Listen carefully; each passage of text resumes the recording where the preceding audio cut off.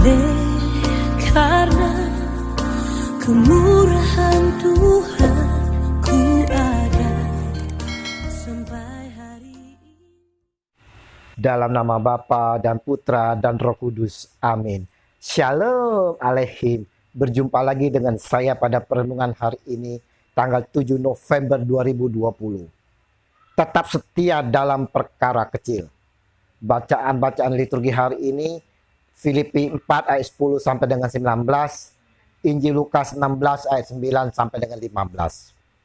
Saudara-saudaraku yang terkasih di dalam kasih Kristus, Injil hari ini yang kita renungkan merupakan lanjutan dari Injil kemarin. Menjadi suatu pertanyaan dan dalam renungan kita atas perkataan Yesus dalam Injil hari ini.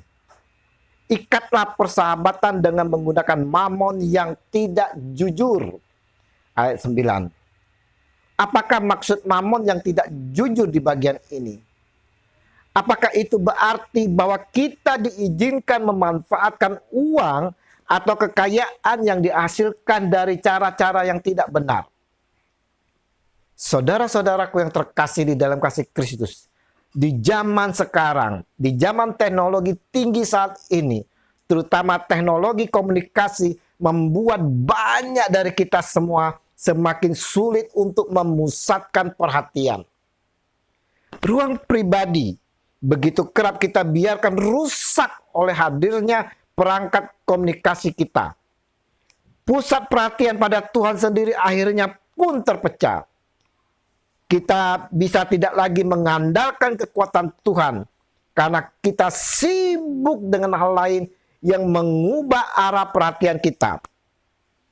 Akan semakin sulit bagi kita untuk sungguh-sungguh percaya bahwa segala perkara dapat kita tanggung di dalam Dia yang memberi kekuatan. Lihat saja saudara-saudara dengan gadget atau HP. Setiap saat kita disibukkan dengan alat komunikasi ini. Dalam satu ruangan keluarga, ibu, bapak, dan anak-anak sibuk sendiri-sendiri, sibuk dengan gadgetnya sendiri. Tak ada lagi ruang komunikasi secara hati ke hati sesama anggota keluarga. Inilah saudara, mamon-mamon zaman masa kini. Mamon zaman masa kini saudara, akan hadir dalam hal-hal kecil. Cara bekerjanya sama. Pelan tapi pasti. Mamon itu akan menjauhkan kita dari Tuhan kita Yesus Kristus. Kita perlu belajar saudara untuk berdisiplin dalam membuat pilihan-pilihan atau perkara-perkara kecil yang baik dan benar. Dan bertahan dalam perhatian penuh untuk melakukannya.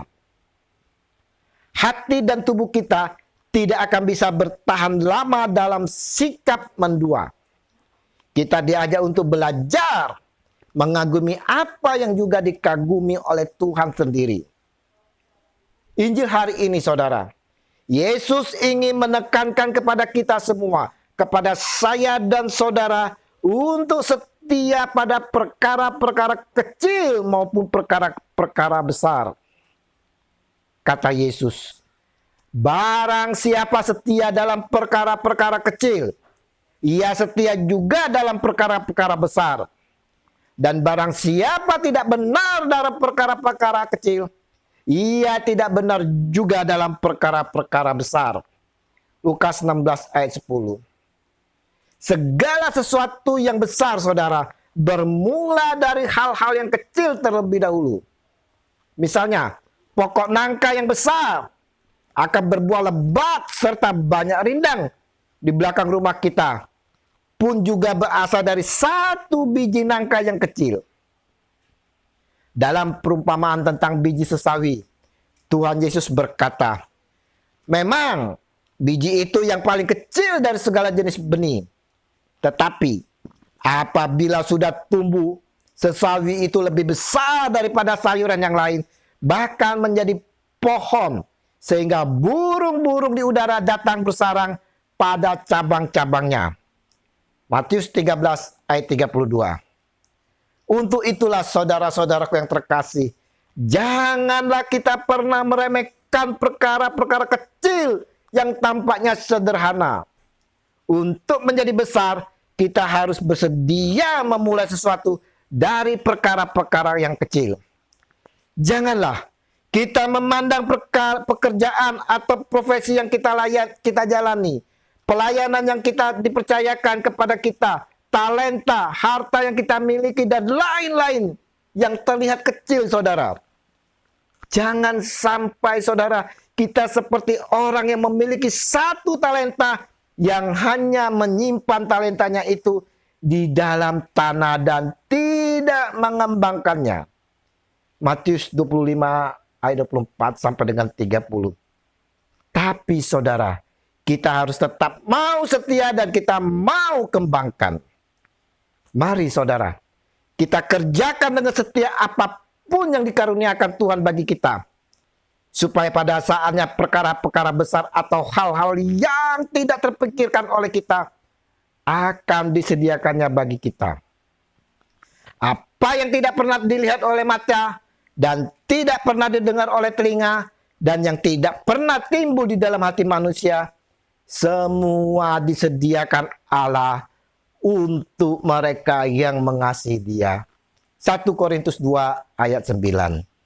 Kemuliaan kepada Bapa dan Putra dan Roh Kudus, seperti pada permulaan, sekarang, selalu, dan sepanjang segala abad. Amin. Dalam nama Bapa dan Putra dan Roh Kudus. Amin. Mari kita bersatu melawan virus corona. Ingat, protokol kesehatan 3M. Semangat! Haleluya!